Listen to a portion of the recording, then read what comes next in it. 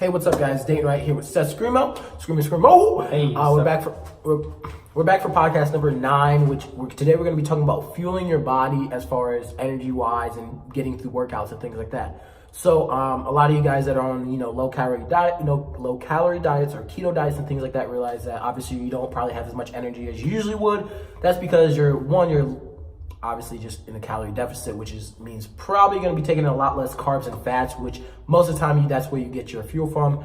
Most of the time it's from carbs, unless obviously your body turns to trying to burn more fat if you're on if you're in ketosis or things like that where you're not really burning carbs and stuff like that. So we're here to talk about the different types of carbohydrates first before we talk about fueling your workouts. So there's 3 types of carbs. There's sugar, there's fiber, and there's starches.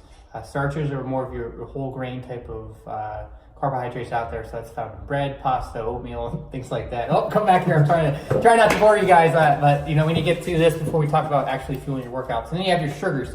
Sugars are like your fructose, lactose in milk, and then your simple sugar. Lactose intolerant cannot drink milk. Not good. Dominic's book though. So, and that's where fiber goes into play too. Is that it helps keeps you regular and stuff like that. Those are non-digestible things found in plants. So, like if you think of celery, green leaves, and stuff like that, like from lettuce and cucumbers, stuff like that. Real bulky things. So, but Dayton. So let's talk about fueling our workouts. So, what would be the best time for you to take in carbohydrates for your workout? And what do you personally use to get ready? So let's say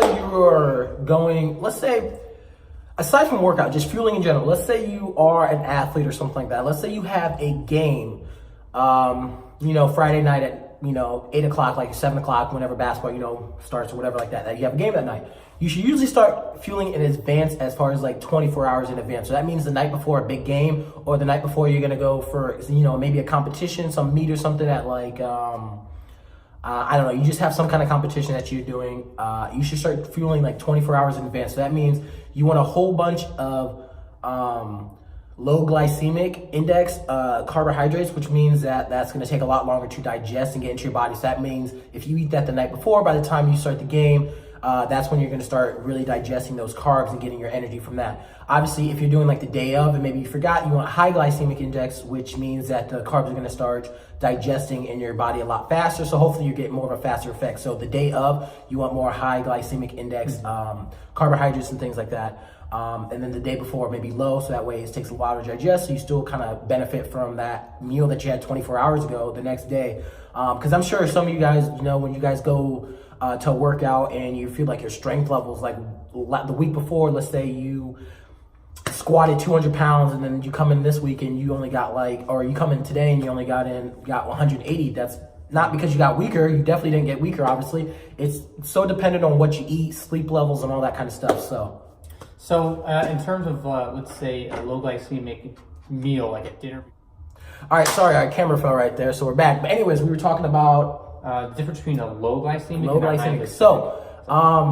So maybe like the night before you want, like I said, the low glycemic that takes a while to digest. So, your typical bigger meals, whether it be like pastas, rice, and obviously more your whole carbohydrates and things like that.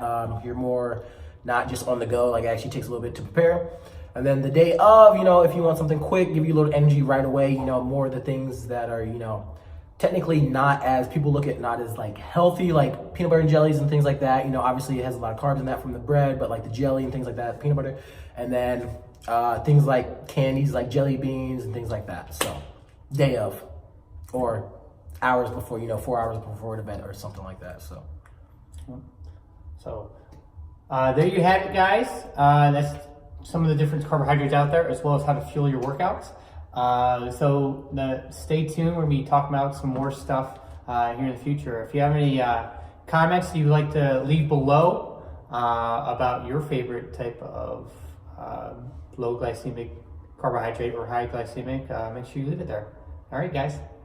You have a good one. See ya.